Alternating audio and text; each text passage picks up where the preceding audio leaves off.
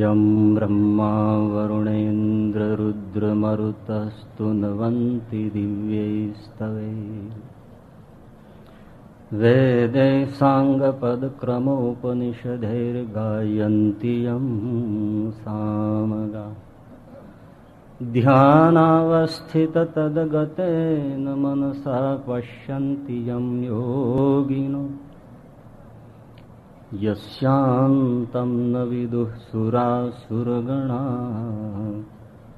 देवाय तस्मै नमः। वर्णिवेशरमणीयदर्शनं मन्दहासरुचिराननाम्बुजं पूजितं सुरनरोत्तमैर्मुदा धर्मनन्दनमहं विचिन्तये। ॐ अवतारिणे श्री स्वामिनारायणाय नमो नमः। श्री हरिकृष्णाय नमो नमः।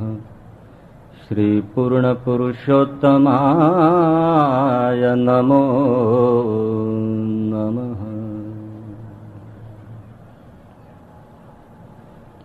बोलो सहजानंद स्वामी महाराजनी जय। रामचंद्र भगवान की जय। कृष्ण कन्हैया लाल की जय।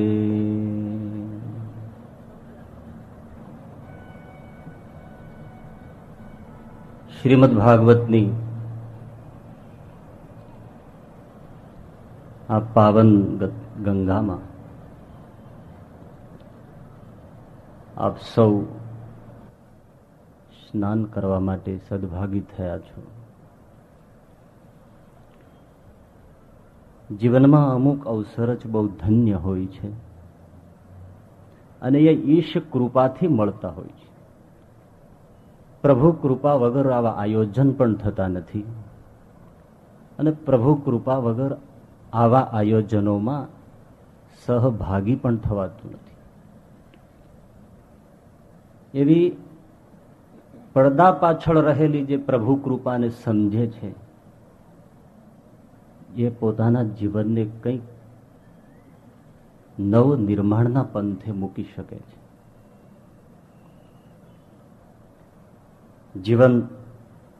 જીવનની સાધના ઘણી અટપટી બાબતો છે। જેટલું સાંભળવું સહેલું છે એટલું આચરવું સહેલું નથી। આપણી એક પુરાણોગત એવી શૈલી છે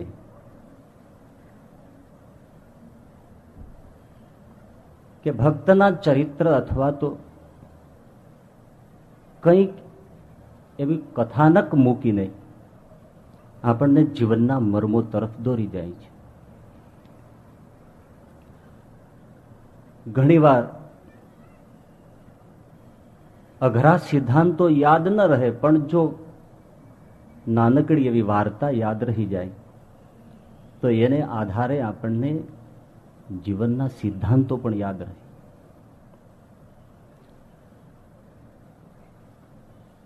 તો એવી જ એક સરસ મજાની નાનકડી કહાની ધ્યાનથી સાંભળજો। એક નગરીમાં બે ચિત્રકારો વસતા હતા। બંને ચિત્રકારો મહાન હતા। એમની કલાને વંદન કરવા પડે। એ બંને ચિત્રકારોની વચ્ચે સ્પર્ધા પણ થતી, હુંસાતુસી પણ થતી। નગરના લોકો ઘણી વખત એવું ઈચ્છતા કે આ બંનેને વચ્ચે કંઈક નિરાકરણ સધાય। એક વખત આ પ્રશ્ન એ નગરના સમ્રાટની પાસે આવ્યો। સમ્રાટે એ બંને ચિત્રકારોને સાંભળ્યા પછી એમ કહ્યું, એમ કરો મિત્રો, મારા રાજમહેલમાં હું એક ખંડ આપને આપું બંનેને એક એક દિવાલ આપું, આપની શક્તિ પ્રમાણે એના ઉપર ચિત્ર દોરો અને એ ચિત્રને જોયા પછી હું નિર્ણય આપું કે આપ બંનેમાંથી શ્રેષ્ઠ મહાન કોણ છે. હા, જરૂર હું એને પુરસ્કૃત પણ કરું. 1 મહિનાની મુદત આપું છું, આપની કલા અજમાવો. સરસ મજાના રાજમહેલમાં એક ખંડમાં બંને ચિત્રકારોને એક એક દિવાલ અપાઈ.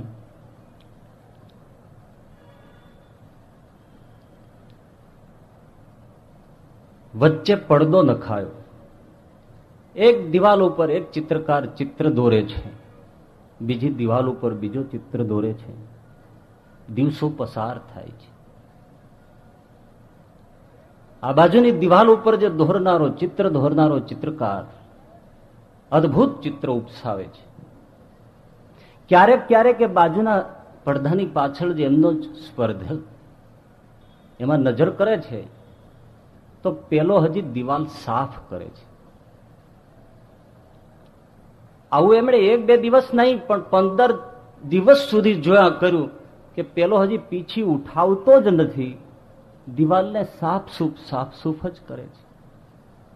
પછી તો એને જોવાનું પણ છોડી દીધું કે હવે એનો પીરિયડ પૂરો થવાનો છે, 15 દિવસમાં કઈ અદભુત ચિત્ર ઉપસાવી ન શકાય અને હું વિજેતા ઘોષિત થઈશ. આનંદ છે એનો. 1 મહિનો પૂરો થયો અને સમ્રાટને આમંત્રણ આપવામાં આવ્યું, પધારો મહારાજ, આપ અમારી કલાઓને જુઓ. સમ્રાટ મંત્રીઓની સાથે પધાર્યા છે. આ બાજુની દિવાલમાં જેમણે ચિત્ર દોર્યું છે ચિત્રકારની સાથે ખંડમાં પ્રવેશ કર્યો. શું એમણે સૌંદર્ય ઉપસાવ્યું છે! એ પર્વતો, નદીઓ, ગુફાઓ, સૂર્યના ઝલકતા કિરણો. સમ્રાટ આફરીન પોકારી ગયો, વાહ વાહ દોસ્ત વાહ! ખરેખર કલા અદભુત છે. પણ હા, બીજા મિત્રને પણ જોઉં. પડદાની પાછળ જે ચિત્રકાર રાહ જોઈને ઉભો તો, પધારો મહારાજ. પણ ત્યાં દિવાલ ઉપર જોયું તો કશું જ ચિત્ર નહોતું. સમ્રાટે કહ્યું કે અરે દોસ્ત, આ તે શું કર્યું? જો આટલી આપ બંનેને વચ્ચે સ્પર્ધા હતી તો પીછી કેમ ન ચલાવી? મને જૂઠો પાડવા માટે જ અહીંયા બોલાવ્યો. પેલા ચિત્રકારે સવિનય વંદન કરીને કહ્યું કે મહારાજ, મેં આપને જરા અપમાનિત કરવા માટે આમંત્ર્યા નથી, પણ એક કરો, જ્યાં આપના આ પડદો છે એને ખેંચીને સામી દિવાલે ફેંકી દો અને પછી આપ જુઓ કે આ દિવાલ ઉપર શું છે. પણ દિવાલ ઉપર કશું નથી, એમાં પડદાને તેને શું લેવા દેવા છે? ના મહારાજ, એક પડદો હટાવો. અને પડદો જેવો હટાવીને સામી દિવાલે ગયો, બન્યું શું કે આ દિવાલ ઉપર જે ચિત્ર હતું એ ચિત્ર સામી દિવાલ ઉપર જળહળી ઉઠ્યું. પેલો સમ્રાટ ગમ ખાઈ ગયો કે આમાં બિંબ કયું છે, પ્રતિબિંબ કયું છે, આ શું છે? કહ્યું મહારાજ, આજ મારી કલા છે. એને શું કર્યું કે દિવાલને ઘસીને એવી સ્વચ્છ બનાવી, દર્પણ જેવી સ્વચ્છ બનાવી કે સામેનું ચિત્ર એ દિવાલ ઉપર ઉપસી ગયું. અને એ કલા સામાન્ય નથી. સમ્રાટ નક્કી ન કરી શક્યો, જેટલું બિંબ સુંદર લાગતું હતું એનાથી વધુ તો પ્રતિબિંબ સુંદર લાગતું. સમ્રાટ દોડી અને પેલા એ ચિત્રકારને બથમાં ઘાલીને ભેટી પડ્યો. ધન્ય છે, ધન્ય છે. કથા તો આટલી છે, પણ આ મારા ને તમારા જીવનની મર્મગાથા છે. આપણે કંઈ ન કરી શકીએ તો બસ આટલું જ. ધર્મ ગ્રંથોનું, ધર્મ પુરુષોનું આ બેઝિકલી છે કે આપણા દિલને એવું સાફ કરવાનું છે કે એ દિવાલ ઉપર, એ આપણી અંતઃકરણની સપાટી ઉપર પરબ્રહ્મ જળહળ જળહળ ઝળકી ઉઠે. એ સાફ દિલ કરવાની આપણી આ સાધના છે. બરછટ પથ્થરની દિવાલ ક્યારે ચિત્રને ઝીલી શકતી નથી. અને દર્પણની સપાટી ક્યારેય ચિત્રનો ઇનકાર કરતી નથી.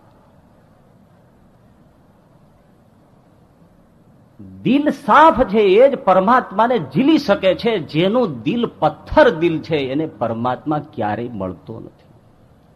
રૂબરૂ હોવા છતાં મળતો નથી. રાવણની સામે જ રામ હતા, એની મુલાકાત નથી થઈ.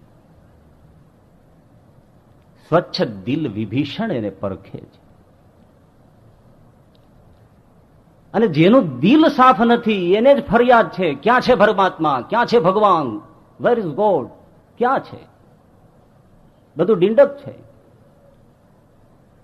હા, પથ્થરની દિવાલને હંમેશા એમ થાય છે ચિત્ર ક્યાં, પણ દર્પણની સપાટીને ક્યારે પૂછવા પણ નથી કે ચિત્ર ક્યાં છે. સતત એના ઉપર ચિત્રો ઝીલાય છે. એને જેનું દિલ સાફ છે એને પૂછીએ કે ઈશ્વર ક્યાં છે? આ રહ્યો, અણુ અણુમાં છે. અણુ અણુમાં છે તો મને દેખાતો કેમ નથી? એ આપણું ખંડ દર્શન છે એટલે દેખાતો નથી. દરિયામાં વિહરતી માછલીએ એની માને પૂછ્યું કે માં, આજે હું ઘૂમતી હતી તો કાંઠા ઉપર લોકો ટોળે વળ્યા હતા અને બોલતા હતા કે દરિયો બહુ સુંદર છે, દરિયો બહુ સુંદર છે. હું ઘણી વાર જાઉં છું ત્યારે આવું લોકો બોલે છે દરિયો બહુ સુંદર છે, તો માં મને બતાવ ને દરિયો ક્યાં છે? એની માએ એની બચલીને ટપલી મારીને કહ્યું, અરે દીકરી, આ જ દરિયો છે જેમાં આપણે વિહરીએ છીએ, દરિયો છે. ના માં, આ તો પાણી છે, આ દરિયો ક્યાં છે? અરે બેટા, એ પાણી છે એ જ દરિયો છે. ના, આ પાણી છે, દરિયો નથી. આ ખંડ દર્શન છે. દરિયામાંથી થોડું પાણી આપણે પાત્રમાં ભરીને ચાલ્યા જઈએ અને કોઈ સામે મળે અને આપણે પૂછીએ ભાઈ આમાં શું છે, તો એમ નહીં કહે કે આ દરિયો છે, એમ જ કહે છે આ પાણી છે. કેમ? એ સમુદ્રથી ખંડ થઈ ગયું, પણ એ જ પાણી દરિયામાં ભેળવી દો, આ શું છે? દરિયો છે. ખંડ દર્શન છે એટલે આપણને દેખાય છે કે આ મારું છે, આ તારું છે, આ એનું છે, આ પેલાનું છે, આ પેલાનું છે. આ વૃક્ષ છે, આ પહાડ છે, આ નદી છે, આ મનુષ્ય છે, આ પશુ છે, પક્ષી છે, આ વૃક્ષો થાંભલાઓ છે. એક એક ટુકડો ટુકડો નિરખીએ છીએ એટલે જ આ પળો જણ છે. સંપૂર્ણ વૈશ્વિક દ્રષ્ટિ સાફ દિલથી જ્યારે સ્વીકૃત કરે ત્યારે પરમાત્મા ક્યાં છે? આ રહ્યો. આવો સરસ મજાનો માણસ હાલે ચાલે બોલે, આવી જળ માટીમાંથી નિપજેલું પુષ્પ ખુશ્બો પ્રસરાવે. રામકૃષ્ણ પરમહંસે કેશવ સેનને એમ કહ્યું કે બેટા, આ રહ્યો પરમાત્મા, મને દેખાતું નથી. રામકૃષ્ણ પરમહંસે ટેબલ ઉપર ગુલાબનું ફૂલ મૂક્યું ને કહ્યું, કેશવ, આ શું છે? કે ગુલાબનું ફૂલ છે. હું કઉ છું નથી. અરે મને દેખાય છે. તો ભાઈ, એવી જ રીતે મને પરમાત્મા તારી જેમ સામે બેઠેલો દેખાય છે. હું ઇનકાર કેમ કરું? તને દેખાતું નથી તો તારી અભાગ્યતા, એમાં હું શું કરું? તારી દ્રષ્ટિનો દોષ. ખંડ દર્શન છે એટલે પરમાત્મા ક્યાંય દેખાતો. અખંડ દર્શન, સમ્યક દર્શન, જેને બુદ્ધ કહે છે, એને સ્વચ્છ દિલથી સમજવાનું છે. હા, આપણે બધી વસ્તુઓને ચોખ્ખી છીએ છીએ. કપડા, મકાન, ગાડી, હવા, પાણી, ખોરાક, બધી જ વસ્તુઓને આપણે ચોખ્ખી છીએ. કોઈને ગંદી ગમતી નથી. ચોખ્ખું નથી મળતું એ મારા તમારા દુર્ભાગ્ય છે. આ દેશમાં ચોખ્ખું પાણી પણ નથી મળતું એ પછીની વાત છે, પણ બધા ઈચ્છે છે ચોખ્ખું. બધી બાબતો ઉપર ચોખ્ખાઈની ઈચ્છા.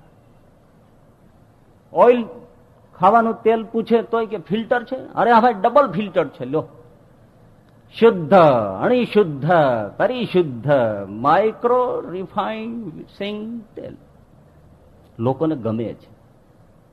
પણ એક જ વસ્તુની આપણી બેદરકારી કે આપણું દિલ સાફ જોઈએ, એને તરફ કોઈની નજર નથી. ભૌતિકતાની શુદ્ધિને ચોખ્ખાઈ જોઈએ છે. સાચી સફાઈ દિલની છે.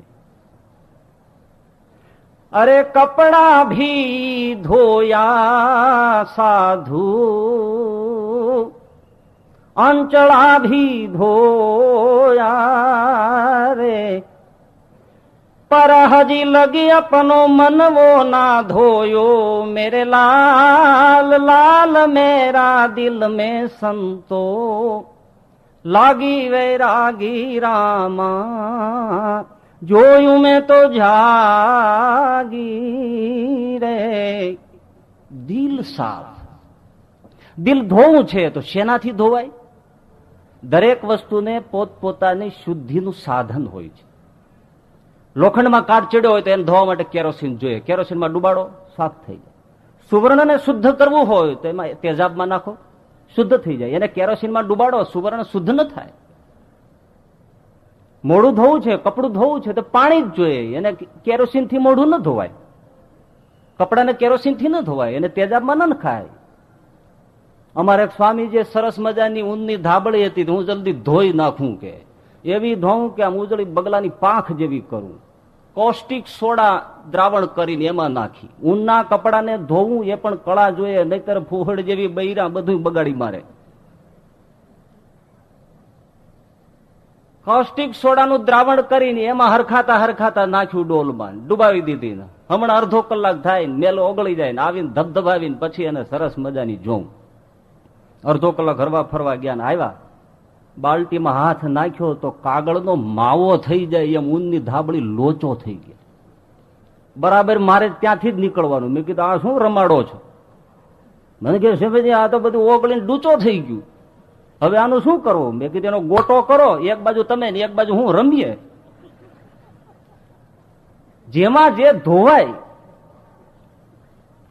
હાથ પગ મોઢું શરીરની શુદ્ધિ પાણી જોઈએ. અને આમ વિચાર કરતા લાગે ભગવાને જળ બનાવ્યું છે, જુઓ તો ખરા કેટલી કૃપા છે. સ્કૂલમાં શિક્ષક બાળકોને શીખવતો હતો કે મિત્રો મને ઘણીવાર એવો વિચાર આવે છે કે ભગવાને આ પાણી બનાવ્યું ન હોત તો શું થાત? એક વિદ્યાર્થી બોલ્યો, સાહેબ દૂધ ચોખ્ખું મળત.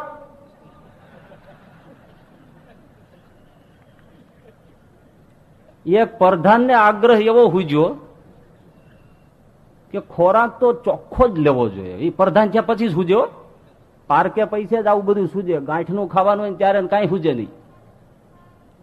અને એટલો બધો આગ્રહમાં ચડી ગયો કે દૂધ પણ ચોખ્ખું ને ભેંસનું પણ એવું કે એમાં જરાય ભેળસેળની શંકા ન હોવી જોઈએ. ભરવાડને સાધ્યો, એને કોઈ તારે ભેંસ દોવાની, તારે જાતે આપવા આવવાનું, હું જાતે બાલટીમાં જ લઉં. પેલો કે મને કોઈ વાંધો નથી, રોજ લે આવી રીતે પ્રધાન. એક દિવસ ઓલો દૂધ આમ રેડતો તો થોડું પાતળું લાગ્યું. હવે પ્રધાને પૂછ્યું, હેલા કે ભરવાડ? તો હા બાપુ, આજે આ દૂધ પાતળું કેમ છે? તો કે સાહેબ એવું છે ને, આજે ભેંસ હોંકળામાં બાંધી હતી ને થોડું પાણી વધારે પી ગઈ છે. તો ઓલો પાછો બોલ્યો કે એમ તો વાંધો નહીં, જવા દો લ્યો. કે બધા આ લોકો વાતો કરે છે, પ્રધાન હોય છે ને ભેજા નથી હોતા. જો કે એવું લાગે છે, કામકાજ એવા કરે છે એટલે ન હોય એવું લાગે, પ્રતીત થાય છે. બીજો વિચાર આવે છે કે ભેજા તો જે હોય એ લોકો પાસે, પણ હાર્ટ નથી. ભેજા તો ખુરશી માટે, પૈસા માટે કેવા વાપરે છે, નહીતર આ ખુરશી હાથમાં આવે ગાંધીનગરની? ભેજા વાપરવાથી જ આવી છે. પણ જો દિલ વાપરે, હાર્ટ વાપરે, લાગણીથી જોડાય, પ્રેમથી જોડાય તો કોઈ સમસ્યા સમાજમાં ન રહે. પ્રેમ અદ્ભુત ભાષા છે, સેતુ છે. બુદ્ધિ તો દિવાલ બનાવે છે, હૃદય સેતુ બ્રિજ બનાવે છે. મૂળ વાત છે શુદ્ધિની. આપણે દિલ ધોવું છે. આપણી સામે બે શુદ્ધિ છે, એક મન શુદ્ધિ, બીજી શરીર શુદ્ધિ. શરીર શુદ્ધિ માટે જળ સ્નાન છે. પાણીથી સ્નાન કરીએ, શરીર શુદ્ધ ચોખ્ખું થઈ જાય. અને નાહવું જરૂરી છે. આજની આ સદીમાં પણ ઘણા લોકો નાહતા નથી હોતા. એને કહેવાનું થાય ભાઈ અત્યારે તો કૂતરાઓ સ્નાન કરે છે, તમે તો કરો. સ્નાન આરોગ્યદાયક છે, સ્ફૂર્તિદાયક છે. અરે આપણે નીંદ લઈએ છીએ, ઊંઘ લઈએ છીએ, મિની ડેથ છે, મૃત્યુ છે મિની. જાગ્યા પછી જે માણસ સ્નાન નથી કરતો તો એ સદાને માટે સૂતકી છે. સવારમાં સ્નાન, પવિત્ર જલથી સ્નાન કરે. સ્નાનના 3 પ્રકાર છે. પેલું સ્નાન છે એ ઋષિ સ્નાન છે. 4 વાગ્યામાં જે સ્નાન કરવું, આકાશમાં અધર તારલાઓ ટમટમતમા હોય એ સમયે જે સ્નાન કરવું એ સ્નાનને ઋષિ સ્નાન કહેવાય છે. બીજું સ્નાન છે મનુષ્ય સ્નાન છે. તારલાઓ ડૂબી ગયામાં છે, સૂર્યોદય હજી થયો નથી, એવા 5 અને 6 ની વચ્ચે જે સ્નાન કરવું એને મનુષ્ય સ્નાન કહેવાય છે. અને મનુષ્ય હોય એને આ સમયે સ્નાન કરી લેવું જોઈએ.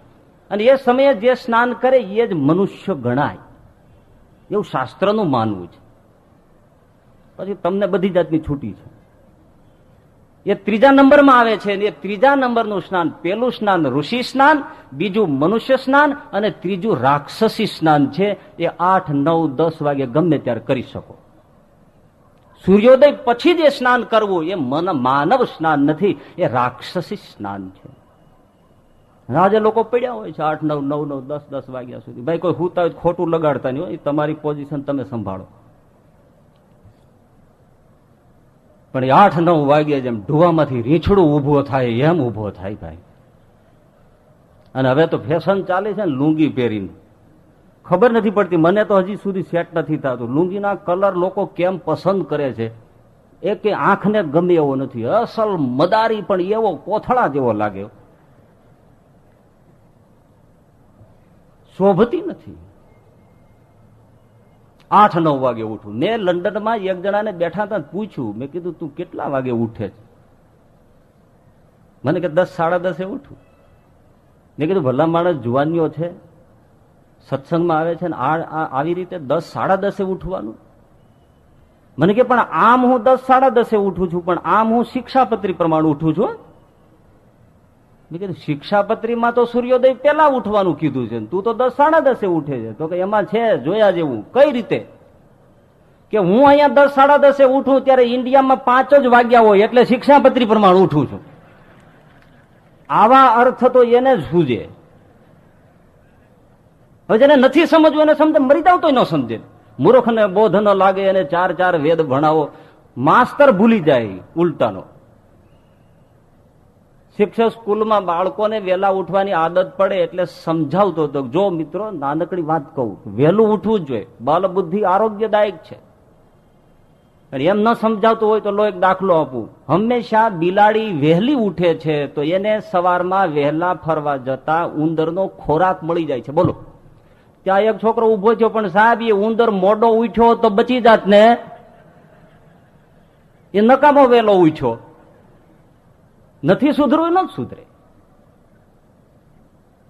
આજે લોકોના ઊંધા જીવન થઈ ગયા. એક તો મોડી રાત. હવે જોજો બધા જેમ જેમ રાત ગળશે ને એટલે જેમ બધા મકોડા જેમ રાફડામાંથી બહાર નીકળે ને માણસો બહાર નીકળશે, રેકડીઓ પર ચોંટી જાય છે. એ 1-2 વાગ્યા સુધી ખાણી પીણી, મોડા સુધી ખાવું પીવું, ન જોવાનું જોવું, હરવું ફરવું, કચરો શરીરમાં આંખમાં ઇન્દ્રિયોમાં ભરવો અને પછી મોડેથી ઉઠવું. બસ આ આજની લાઈફ થઈ ગઈ, રાક્ષસી લાઈફ.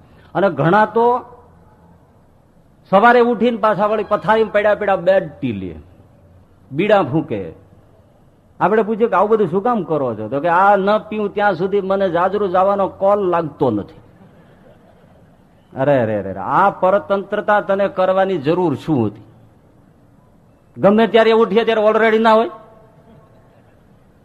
આ સાધુ કાંઈ નથી પીતા, પણ એને તમે કહો જાઓ જાજરૂ જીઓ, હળદન જીઓ. એટલે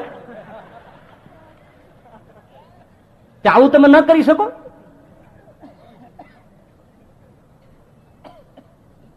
સ્નાન કર્યા વગર માણસે ક્યારેય મુખમાં જલ, ફળ, અનાજ કઈ મૂકવું ન જોઈએ.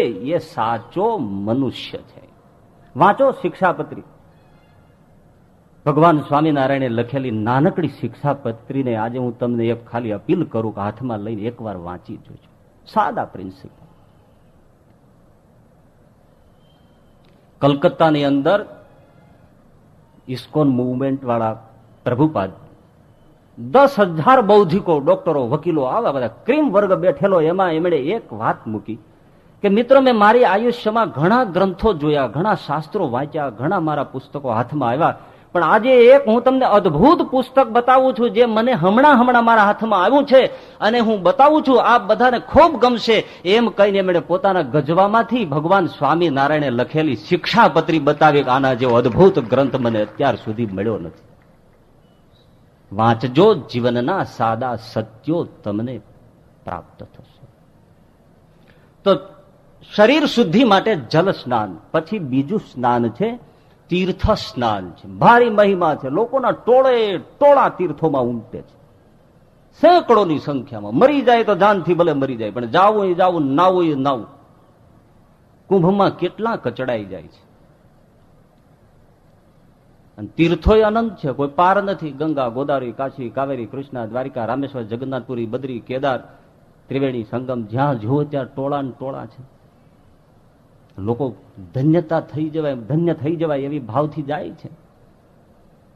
જવું જોઈએ. એકવાર જઈએ તો આ જીવતર કામનું શું, પવિત્ર થઈ જવાય. અને આપણે ત્યાં તો ગંગાનો અદભુત મહિમા. એમ ગમે તેવા પાપ કર્યા હોય, એકવાર ડૂબકી મારો, ખલાસ, બળીને ભડકો, બધા દરિયા ભેળા. મારો વિચાર આવે છે કે જો આટલું બધું સહેલું હોય, ગમે તેટલા પાપ કરો, ગંગામાં ડૂબકી મારો, અને બધું જો ધોવાઈ જતું હોય તો 400-500 રૂપિયાની ટિકિટ મોંઘી ન કહેવાય. કઈ મોંઘી ન કહેવાય. જલસા મારો. દિલમાં ઉતરતું નથી. આ તીર્થની ટીકા નથી, પણ વાસ્તવિક વિચાર કર્યા વગર પણ છૂટકો નથી. એમ કઈ રીતે ધોવાઈ જાય પાપ? રામકૃષ્ણ પરમહંસને એક જણાએ પૂછ્યું કે બાપજી મને એક સવાલ છે, પૂછ બેટા. આ લોકો કે છે ગંગામાં નાયન બધા પાપ બળીને ખાક થઈ જાય, ધોવાઈ જાય, સાચું? તો કે આમ તો સાચું. તો આમ સાચું એટલે તો જો હું તને સમજાવું કે લોકો ગંગામાં નાહવા માટે જાય ને, આમ એટલે જેવો એ નદીમાં ઉતરે ગંગામાં, એટલે એના પાપ આમ બહાર નીકળવા માંડે. એ સાવ સાચું. કે જેટલો કેડમાં ડૂબે તો આમ તરત પાપ ત્યાંથી બધા ઉપર ઉપર નીકળતા જાય. ડૂબકી મારે એટલે બધા પાપ બહાર નીકળી જાય. એ સાવ સાચી વાત છે. પણ બેટા બીજું જોયું કે ગંગાને કિનારે જેટલા ઝાડવા છે ને એટલા માટે જ છે. બધા પાપ પેલો ડૂબકી મારે ને એટલે નીકળી અને ઝાડવા ઉપર બેસે. પેલો જેવો બહાર નીકળે એટલે જેના હોય એના પાછા ચોંટી જાય. તો બાપજી આમાં ધોવાણું શું? આ તો એનું એ રહ્યું. તો પછી તું મને કે છો એનું એ રહ્યું, પણ ગંગામાં 1000 વાર સ્નાન કરી આવ્યો, એ બદલાણો કોઈ?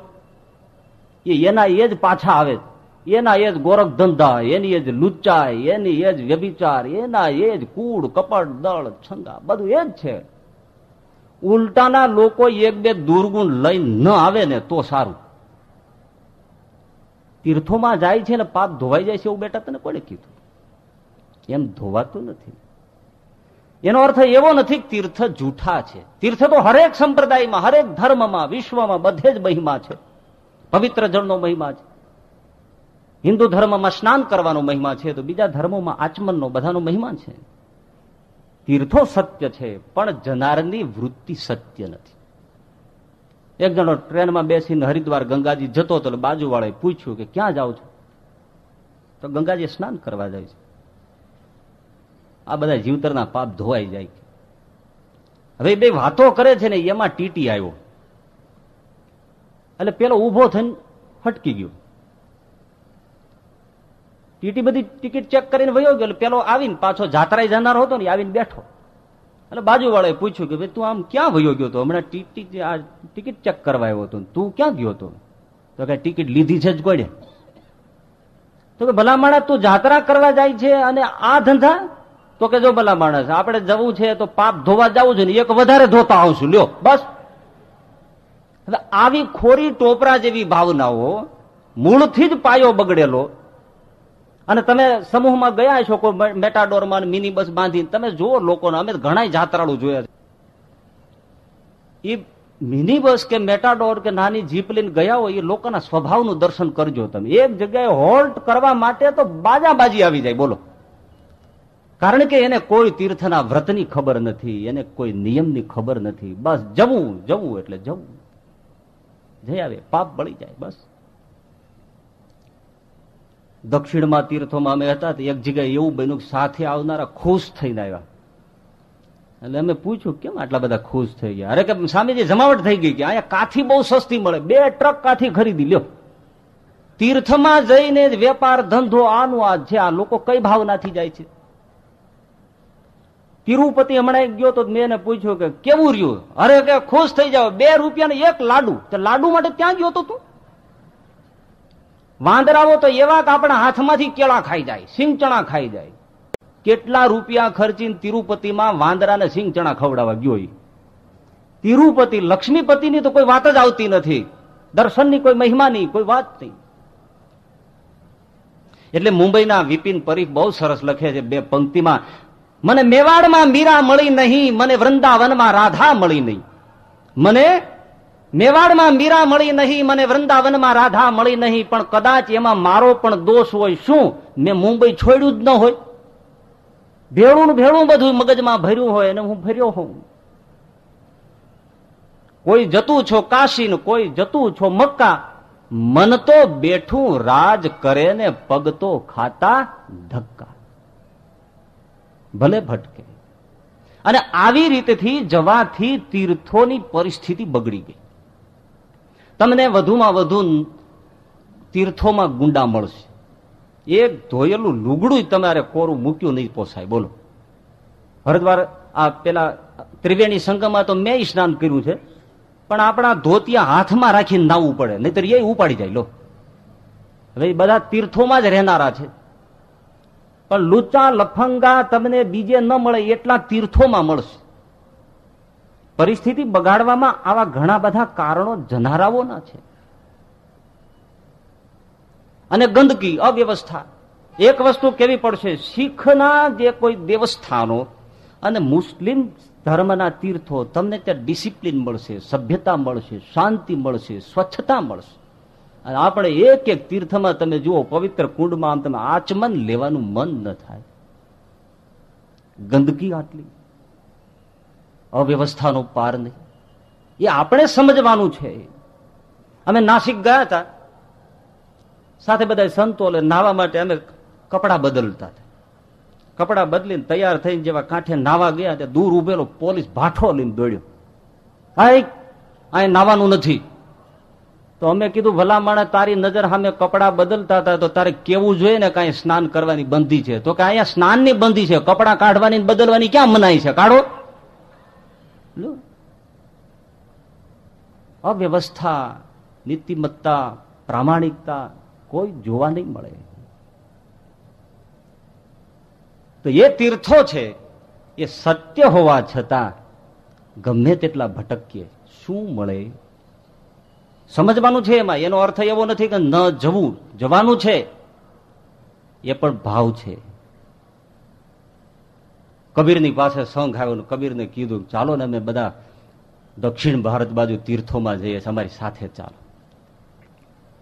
કબીર કે બાપા મારે તો નથી આવવું. અગર આપ જેવા મહાત્મા સાથે હોય ને તો તીર્થમાં વધારે મજા આવે, આવો.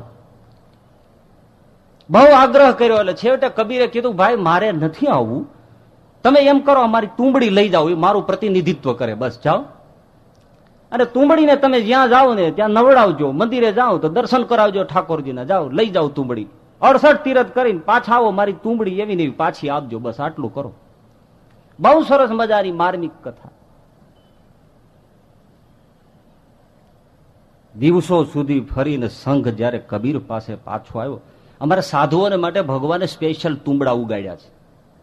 અને એ તુંબડા છે ને એનું શાક ન થાય, કડવા ઝેર જેવા હોય.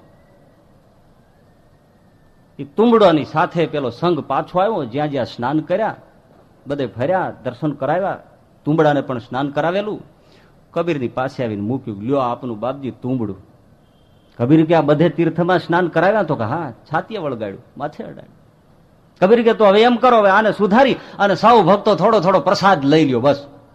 કાચું તુંબડું હતું, એને સુધાર્યું, બધાને ટુકડો ટુકડો આપ્યું, પણ જેવો મોંમાં નાખ્યો તો કડવું વખ થૂ થૂ થૂ કરીને કાઢી નાખ્યું. કબીર કે આમ કેમ? 68 તીર્થ નાયા તો તુંબડું એવું જ રહ્યું, આવું ને આવું, આની જરાય કડવાઈ ન ગઈ. અને એ વખતે કબીરે સરસ મજાનું એક કીર્તન ભજન લખ્યું કે તુંબડિયા સબ તીરથ કર આઈ, તુંબડિયા સબ તીરથ કર આઈ,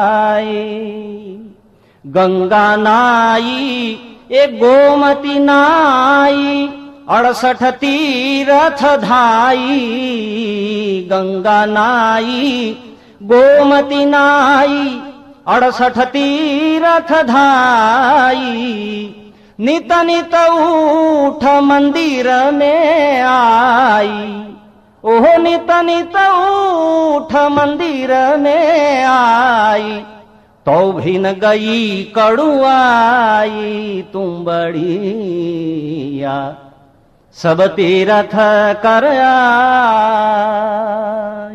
ये પેલી તુંબડીની કથા નથી, આ આપણી કથા છે। આ તુંબડું રોજ ઉઠીને હવેલીએ જાય, રોજ મંદિરે જાય, રોજ ગંગાજળના આચમન કરે, પણ એને ચાખો તો થૂકી નાખો, એમાં જરાય ફેરફાર થતો નથી। એટલે જ કદાચ અખાએ લખ્યું છે, તીર્થ કરી કરીને થાક્યા ચરણ તોય ન પહોંચ્યા હરિને શરણ। તો હવે સવાલ એ થાય, તો પછી આ દિલ ધોવું ક્યાં, દિલવો ધોવો ક્યાં, મન ધોવું ક્યાં? હા, તીર્થોમાં ધોવાતું નથી, તીર્થોની મર્યાદા છે, તો હવે ધોવા ક્યાં જવું? રામચરિત માનસમાં તુલસીદાસજી કહે, તમારે દિલ ધોવું છે, જીવતર ધોવું છે, તો એક અનોખું તીર્થ છે, ચાલો હું તમને બતાવું। કહ્યું, બાબા એ તીર્થ કયું છે?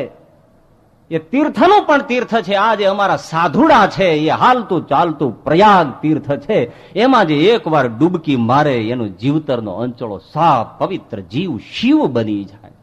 મુદ મંગલમય સંત સમાજુ જો જગ જંગમ તીર્થ રાજુ, राम भक्ति जहां सुर सरी धारा, राम भक्ति जहां सुर सरी धारा, सरसई ब्रह्म विचार प्रचारा, सरसई ब्रह्म विचार प्रचारा। विधि निषेधमय कलिमलहरणी, विधि निषेधमय कलिमलहरणी, कर्म कथा रवि नंदिनी बरनी, मुद मंगलमय संत समाजू जो जग जंगम तीर्थ राजू। तीर्थ नहीं, तीर्थ नो राजा छे, हालतू चालतू जंगम प्रयाग छे, જેના દિલમાં રામ ભક્તિ રૂપી ગંગા વહે છે, જેનામાં ગુપ્ત રીતે બ્રહ્મ જ્ઞાનની સરસ્વતી વહે છે, જેનામાં ધર્મ મર્યાદા રૂપી જે જમના વહે છે। વિધિ નિષેધ, આ કરવું આ ન કરવું, એવા બે કિનારામાં જેની જીવનની સરિતા વહે છે, એવો સંત હાલતું ચાલતું પ્રયાગ છે। અને એમાં એકવાર ડૂબકી મારી ખલાસ। અને જે કામ ગંગા ગોદાવરી ગયા ત્રિવેણી સંગમ ન કરી શકે, દ્વારિકા ન કરી શકે, રામેશ્વર ન કરી શકે, બદ્રી કેદાર ન કરી શકે, જગન્નાથપુરી ન કરી શકે, એ કામ આ તીર્થ કરી શકે। ઇતિહાસ સાંખ છે અને જુગ જુગ સુધી સાંખ રહેશે। શાસ્ત્રની સાંખ છે, લોકની પણ સાંખ છે। તીર્થમાં જવાની એક હેતુ છે, એટલા જ માટે એમાં કોઈ આવું હાલતું ચાલતું તીર્થ મળે। તીર્થે જવું સદગુરુ ગોતવાને, એવી ભૂમિમાં કોઈક સાધુડો બેઠો હોય એ મળી જાય, એને જીવતર સુધાર્યા। બાકી આમાં ઈમાનદારી પૂર્વક હું તમને અહીંથી પ્રશ્ન પૂછું કે આમાંથી ગંગા ગોદાવરીમાં નાયેલા કેટલા બેઠા છે? હું નાયો છું, પણ વિચાર કરો કે નાયા પછી મારા તમારા જીવનમાં મેલ કેટલો ધોવાડો। ન જવું એમ નથી, હજી એની મર્યાદા સમજજો। પણ ડૂબકી મારીને આવ્યા ને તમારા જીવતરમાં ફરક શું થયો? પણ કોઈ સાધુના સમાગમમાં બેસો, 101% જેવી વાત છે, જીવતરના મેલ ધોવાઈ જાય। એને ઉજળું કર્યું છે આ વિશ્વને। વાલિયો લૂંટારો કલ્પી ન શકાય કે આદિ મહાકવિ વાલ્મીકી બને। એ તીર્થોમાં ઘણી વાર ગયો છે, કોઈને મારીને લૂંટીને પાછો આવેલો છે, પણ એને હાલતું ચાલતું પ્રયાગ, એને નારદ સંત મળ્યા પલમાં એ મહા ઋષિ બની ગયો। એટલે તુલસીદાસજીએ લખ્યું, મજ્જન ફલ દેખિયું તત્કાલા, દેખીએ તત્કાલા, કાક હો હિ પીક બકવું મરાલા। કાગડો કોયલ થઈ જાય, બગલો હંસ થઈ જાય। એ નારદના તીર્થમાં વાલિયાએ ડૂબકી મારીને મહા ઋષિ વાલ્મીકી થયો। બોલો, આ કાગડો હંસ થઈ ગયો। આ તીર્થ છે। એટલો ક્રૂર માણસ પણ સારસ અને સારસી બેલડીનું જે પારાધીપ દ્વારા જે શિકાર થયો જોઈ ન શક્યો। કેટલી કરુણા, ક્રૂરતા ધોવાઈ ગઈ। સંત તીર્થ છે, મહાતીર્થ છે। પેલો અંજારનો બહારવટીયો લૂંટારો હત્યારો જેસલ, જેના નામ સાંભળીને છોકરાઓ ફાટી પડે એવો, એને કોઈ તીર્થે સુધાર્યો નથી. એ તો સાધુને કાપી નાખતો, મૂર્તિઓને તોડી નાખતો, સુવર્ણના અલંકારો મૂર્તિના લૂંટી લેતો, સગી બહેનના ટુકડા કરનારો, ભાણેજોની હત્યા કરનારો જેસલ. એક ભાભીએ મેણું માર્યું કે મરદ આવા દેડકાઓને શું ડાંભે છે. તો જા સોરઠમાં, સોનગઢમાં, ત્યાં તોરલ રાણી, તોરલ તરવાર અને તોરલ ઘોડી, એને તું કબજે કર તો હું માનું કે તું સાચો જાડેજો છે. બાકી આવી રીતે શું બિચારા મચ્છરોને હેરાન કરે છે. રોમ રોમ રોમ રોમ રોમ જેસલને લાગ્યું કે લાથ કરું. દરિયો ખાડી ઓળંગી સોરઠની ધરા ઉપર જેસલે પગ માંડ્યો. આવ્યો સોનગઢ, જગનો જાહેર બહારવટીયો લૂંટારો હત્યારો જેસલ, કરોડો યુવાન. સોનગઢમાં પૂછતા પૂછતા એ તોરલનું ઘર શોધી કાઢ્યું. રાત ભાંગી છે ભાઈ, દિવાલ ઠેકી અને એ જેસલ અંદર કૂદી પડ્યો છે. શું જોયું? તોરલ મધ્યમાં બેઠી છે, હાથમાં રામ સાગર અને ભજનની ઓછાર બોલે છે. સાંસત્યો બેઠો છે, સધીર બેઠો છે, 20-25 માણસો બેઠા છે. અલખની આરાધના. પણ આને એની સાથે ક્યાં નિસ્બત હતી ભાઈ? વિચાર કર્યો કે ઘોડાર જોઈ લો અને તોરલ ઘોડી જો કબજે થઈ જાય તો બસ. ગયો ઘોડારમાં, આંખ ઝીણી કરીને જોયું ત્યારે દેવાંશી ઘોડી ઘોડારમાં ઝૂલે. આહા, જેવા વર્ણનો સાંભળ્યા હતા એવી આજ હાથ લાગી. મારી ભાભીએ મેણું ખોટું નથી માર્યું, પણ ઘોડારમાં પગ મૂક્યો ભાઈ. જાનવર એવા છે, ગંધીલા હોય છે, એની ગંધ આવતાની સાથે તોરલે હણહણાટ કર્યો. આ ગભરાયો, ખીલો ખેંચી નાખ્યો ઘોડીએ, બહાર નીકળી. જેસલને છુપાવવું પડ્યું. ગભાણમાં ઘોડીને માટે રાખેલા ઘાસની નીચે જેસલ બહારવટીયો છુપાઈ ગયો. ભજનમાં ભંગાણ પડ્યું, કારણ કે ઘોડી હણહણાટ ઉપર હણહણાટ કરે. સાંસતીયો ઉભો થવા ગયો તો તોરેલે કહ્યું, અરે મરદ તમે બેસો, ભજનનો તાર સાંધો, હું જાઉં છું. અને તોરલ આવ્યા છે. ઘોડીને માથે પ્રેમાળ હાથ ફેરવીને કીધો, અરે બેંદડી ચાલ ચાલ, કેમ ખીલો કાઢ્યો? હાલ. જેસલ ઘાસના ઢુવામાં ઝીણી નજરે જુએ છે તો તોરલના રૂપ જોઈને ભાન ભૂલ્યો. ઓહો, જેવી તોરલ ઘોડી એવી જ તોરલ રાણી. આહા, રૂપ નિરખે છે, કબજે કરીને જવું છે.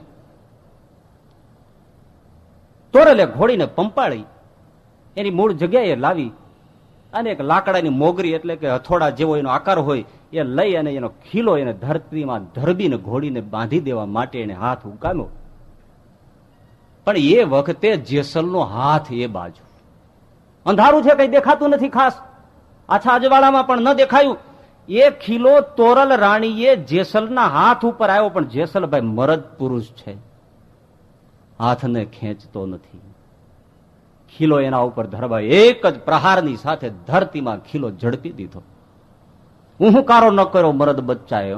અમારે એક દરબારનો છોકરો તો બાયણામાં આંગળી આવી ગઈ, 3 આંગળીનો ભેંચા નીકળી ગયા. તો કે જોવો ને આ શું થઈ ગયું છે. લે, એક છોકરાને એક્સિડન્ટ થઈ ગયું, આ મોઢું મોઢું છોલાઈ ગયું, નાળિયાના છોડા ઉતાર્યો એવું થઈ ગયું.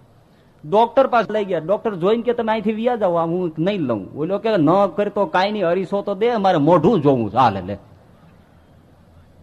અમુક હોય નર માટી, અને આપણે ઉંદરડી આમ દેખાય તો આપણે ભરાઈ ચડી જાય. જેસલ મરદ છે ભાઈ, છાતી છે. ક્યારેક ક્યારેક વિચાર થઈ જાય કે ભગવાન કોકને કઈ માટીમાંથી ઘડે છે ખબર પડતી નથી. ઓહો, મહાત્મા ગાંધીને કઈ માટીમાંથી ઘડ્યો હશે. ભજન પૂરા થયા છે. તોલલ પોતાને હાથે લઈને બધાને પ્રસાદ આપે છે. 5 હાથની કુબલી કરી એક એકના હાથમાં પ્રસાદ આપે. રામ બોલો ભાઈ, રામ રામ લો પ્રસાદ. હાથમાં પ્રસાદ આપે. પણ એક જણનો પ્રસાદ વધ્યો એટલે તોરેલે કીધું, બેલીઓ, આ કોઈ જગ્યામાં એક જીવતો માણસ બેઠો છે જેનો પ્રસાદ આ ખૂંચામાં વધે છે. આ ઠાકોરની થાળી છે, પ્રસાદ વધે નહીં. તપાસ કરો, અહીંયા કોઈ છૂપો છે, પ્રસાદ વગરનો રહે છે. મહાસાધવી સંહારી તોરલ તપાસ કરે છે. તોરલે કહ્યું કે એમ કરો, ઘોડી હજી હણહણે છે, એમાં ચાલો ફાનસ દીવો કરી. બધા ત્યાં ગયા, પણ ત્યાં તો અજવાળામાં લોહીના દદેડા દેખાયા. અરે નજીક ગયા ને જ્યાં ઘોડીની સામે જોયું ત્યાં તો હાથ કોઈનો લટકે છે, કોઈ પુરુષ દેખાયો. તોરલ કે આ શું? મેં કોઈ મરદના હાથમાં ખીલો માર્યો? ઘાસ ઊંચું કરીને જ્યાં જુએ ત્યાં તો કરડો યુવાન, રાજપૂતી વંશ, જાડેજો, બુકાની ધારી. આહા, મરદ અહીંયા તું? હા, હું હેતુપૂર્વક આવ્યો છું. પેલા ખીલો કાઢી લીધો, છાતી થપથપાવી છે સાંસતિયાએ. મરદ આવો શૂરવીર, અહીંયા શું કામ આવ્યો છું? તો કે સાંભળી લે ભાઈ, મારું નામ જેસલ જાડેજો છે. મારી ભાભીએ મેણું માર્યું છે. તોરલ રાણી, તોરલ ઘોડી, તોરલ તલવાર લેવા માટે હું આવ્યો છું. ઘોડી લેવા ગયો, મારા કરમ ફૂટ્યા. આ રીતે થયું છે. આ જન્મે નહીં તો બીજે જન્મે પણ હું વસૂલ કરીશ. ના ના ના ના ના, સાંસતીઓ કે બીજો જન્મ લેવાનો હોય ભાઈ, તારે જોઈએ છે ને તોરલ ઘોડી, લઈ જા, તને દાનમાં આપું છું, જા. તોરલ તલવાર તને આપું છું, જા. અને પછી વેધક દ્રષ્ટિ એમને સાંસતિયાએ તોરલ ઉપર માંડી, દેવી શું ઈચ્છા છે?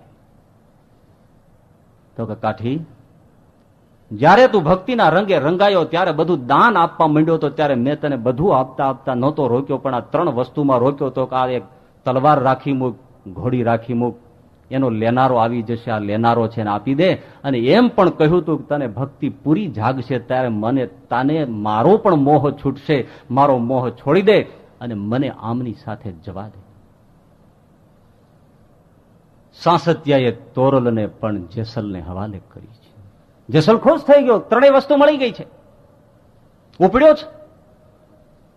એ વખતે જોડિયા બંદર ખેપિયાની સાથે તોરલ ઘોડીને અંજાર પહોંચાડવાનું કામ સોંપાયું. મછવો બંધાયો.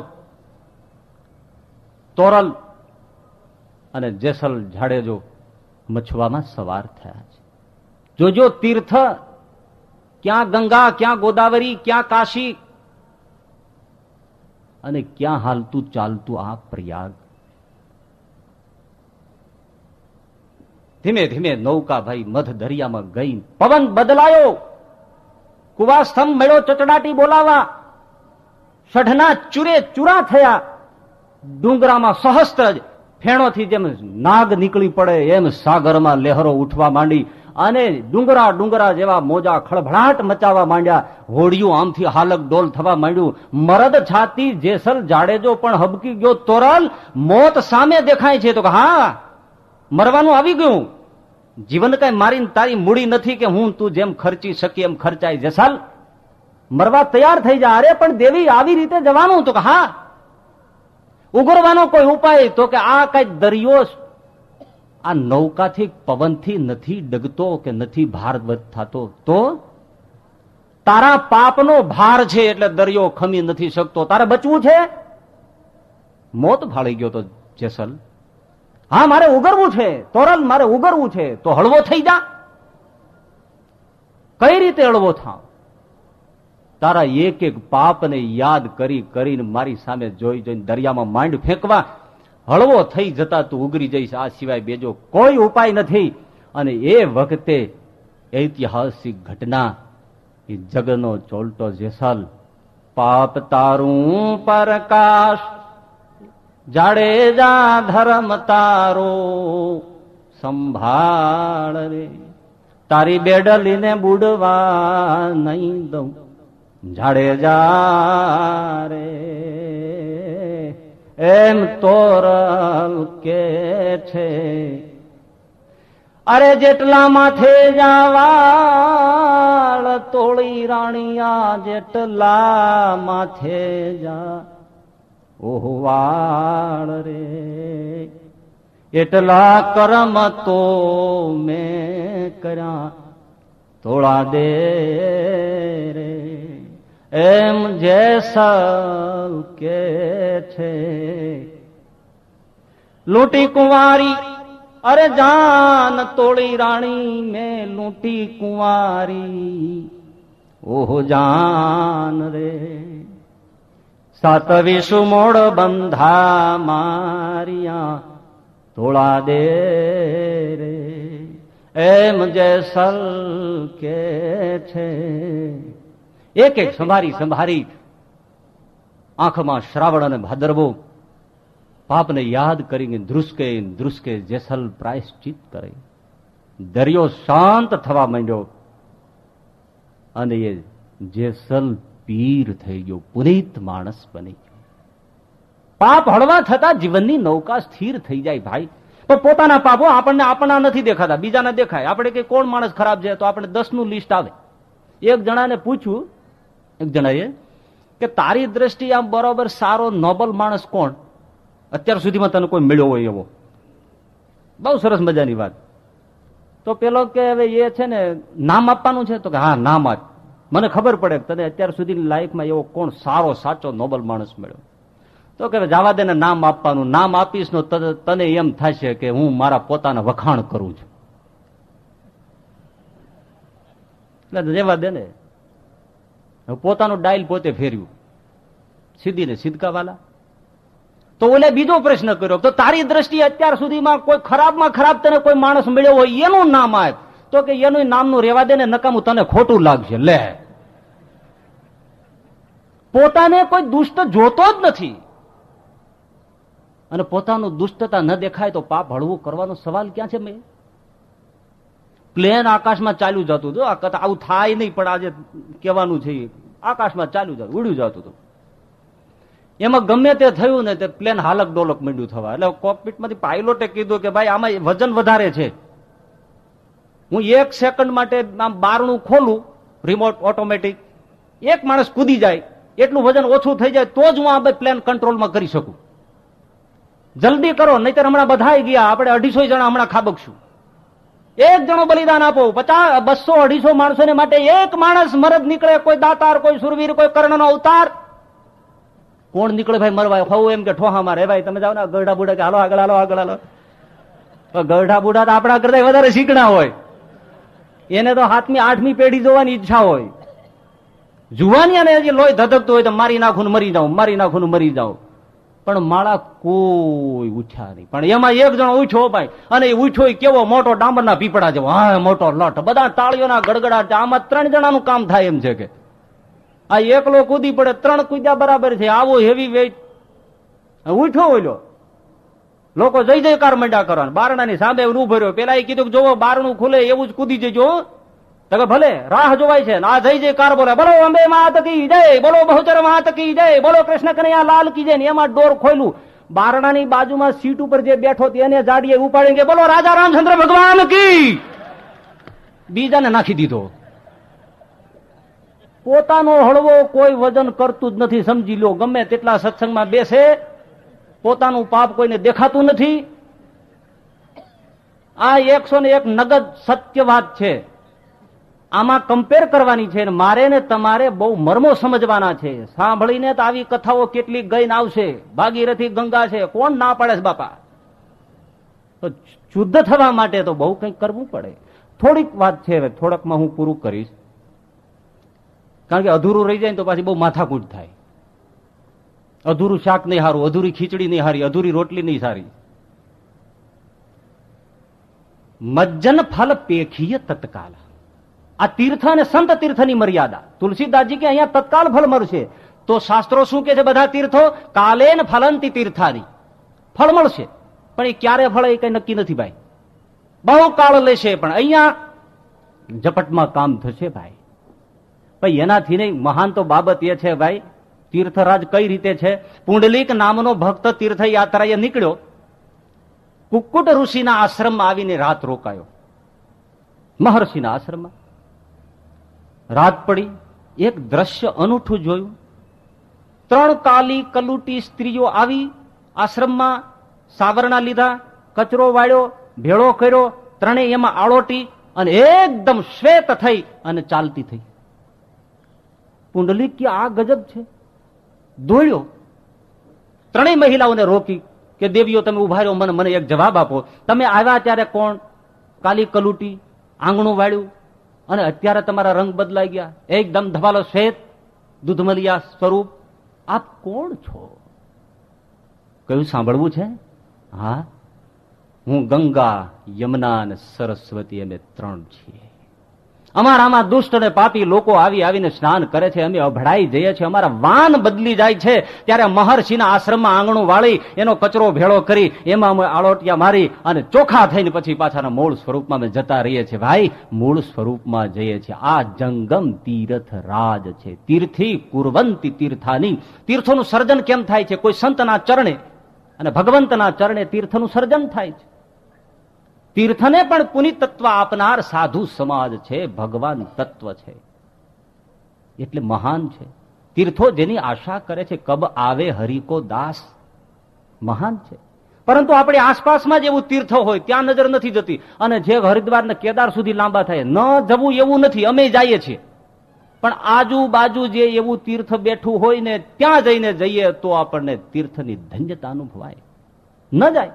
ઘરમાં બેઠું હોય, પાદરમાં બેઠું હોય, ન જાય. અમારે અગતરાયના પર્વતભાઈનો દીકરો યાત્રાએ સંઘની સાથે જુવાનીઓની સાથે ઉપડ્યો. શ્રીજી મહારાજ એટલે ભગવાન સ્વામિનારાયણ હયાતીની આ ઘટનાની વાત છે. પર્વતભાઈ તો મહાભક્તરાજ, સમાધિનિષ્ઠ, સંકલ્પ માત્રથી સમાધિ કરાવી શકે, સમાધિ ઉતરાવી શકે, 24 અવતારે નજર સમક્ષ ખડા કરી દે એવો સમાધિનિષ્ઠ ખેડૂત. એનો દીકરો જાત્રાએ નીકળ્યો. પર્વતભાઈને થયું કે ખેતીનું કામ છે, છોકરાને વેન લીધું, પણ એક કીધું કે તું જાય એનો મને વાંધો નથી, પણ કારિયાણીમાં સદગુરુ ગોપાલાનંદ સ્વામી બેઠા છે, એમને જે નારાયણ કરીને જજે. ભલે બાપા, એટલું રાખીશ. છોકરો ઉપડ્યો, આવ્યો કારિયાણી. સદગુરુ ગોપાલાનંદ સ્વામી એક નાનકડી ઓરડી આજે પણ છે, એમાં બેઠા હતા. પણ પેલા એ પગ મૂક્યો ત્યાં જોયું શું? નાના નાના 6-7 વર્ષના ભટુરિયા બાળકો, રૂપના રૂપકડા, ગુલાબના ફૂલને શરમાવે એવા છોકરાઓ ટોળું બેઠેલું. એટલે પેલા પૂછ્યું સ્વામીને કે સ્વામી આ બધા કોણ છે? આવા ગામડામાં છોકરા રૂપકડા હોય એવું બને નહીં, કારણ કે એને તો બે નાકમાં ઇન્ડિકેટર્સ ચાલુ હોય, આવન જાવન કરતા હોય એવા જોયા. આ કોણ છે? એને પૂછ ને, એને પૂછ કોણ છે. જ્યાં પૂછ્યું એકને, ભાઈ તમે કોણ છો? હું બદ્રીનાથ, હું કેદાર, હું ગયા, ઓહો રામેશ્વર. અરે 68 તીર્થ છે બેટા, ગણી લે. પેલો અવાક થઈ ગયો, સ્વામી હું તીર્થમાં નાવા જાઉં છું, 68 તીર્થ તો તમારી પાસે આવે છે? તો કે સાંભળ બેટા, મારી પાસે તો આજ એક જ દિવસે આવ્યા છે, પણ તારા બાપને દર્શને 68 તીર્થ રોજ આવે છે. તું ક્યાં ઉપડ્યો? એ બાપના ચરણમાં 68 તીર્થ છે. ઘરમાં કાશી, ઘરમાં મથુરા, ઘરમાં ગોકુળિયું ગામ, મારે નથી જાવું તીર્થ ધામ. અને છોકરો પાછો વળી ગયો. ભાઈ, તુલસીદાસજીએ પ્રયાગની ઉપમા આપી. ભગવાન સ્વામિનારાયણે સારંગપુરના 7મા વચનામૃતમાં સંત સમાજને નૈમિષારણ્ય ક્ષેત્રની ઉપમા આપી. સંત સમાજ છે, નૈમિષારણ્ય ક્ષેત્ર છે. મનોમય ચક્રની ધારા જ્યાં બુઠી થઈ જાય, તીર્થમાં જાઓ ઇન્દ્રિયોના વિકાર નહીં નીકળે, પણ સંત પાસે બેસશે ને એમાં જો ડૂબકી મારશે તો વિષયના ભોગ ક્ષીણ થવા માંડશે. સારંગપુરનું 7મું વચનામૃત. તો સંત મહાન છે, તીર્થ મહાન છે. તીર્થે જવાનું છે, પણ સંતને શોધવા જવાનું છે. એવો મળી આવે તો જીવન ધન્ય થઈ જાય. અને બાજુમાં હોય પણ ઓળખાય નહીં, આપણી પાસે એવી દ્રષ્ટિ આવે કે જેથી કરીને એવા તીર્થને ઓળખીએ ને પાવન થઈએ. મહાતીર્થ છે એટલે એક જ વસ્તુ કહી શકાય કે સંત ચરણ એ મહાતીર્થ છે. સત્સંગમાં ડૂબો એ શુદ્ધ થાય ને થાય. પણ એક વસ્તુ હવે યાદ રાખવાની છે કે ગરમી વરસતી હોય ને ત્યારે જંગલમાં ચંદનના વૃક્ષોને આસપાસ વીંટળાઈને ઠંડક મેળવવા માટે સાપ વીંટળાઈ જાય, પણ એને એટલી ભાન છે ગમે તેમ એ મોઢું પવનની દિશાથી ઉલટું રાખે. કારણ કે જો એ ચંદનના વૃક્ષને મોઢું અડાડી દે તેનું તમામ ઝેર ઉતરી જાય, મોઢું છેટું રાખે. એમ સત્સંગમાં બેસીએ અને આપણે જો આપણી વૃત્તિને જો દૂર રાખીએ તો ચંદનનું વૃક્ષ કોઈ કામયાબી નહીં આપી શકે. તો આજે જોગ મળ્યો છે જીવનની કઈ કથા વ્યથા અને ગાથા કહેવાનો. આજે આપણા વિચારો અહીંયા અટકાવીએ છીએ. હજી ઘણા દિવસો છે, વિશેષ ચર્ચાઓ આપણે આગળ ઉપર લેતા જઈશું. અહીંયા આ સેશનને સમાપ્તિ આપીએ છીએ. બોલો સહજાનંદ સ્વામી મહારાજની.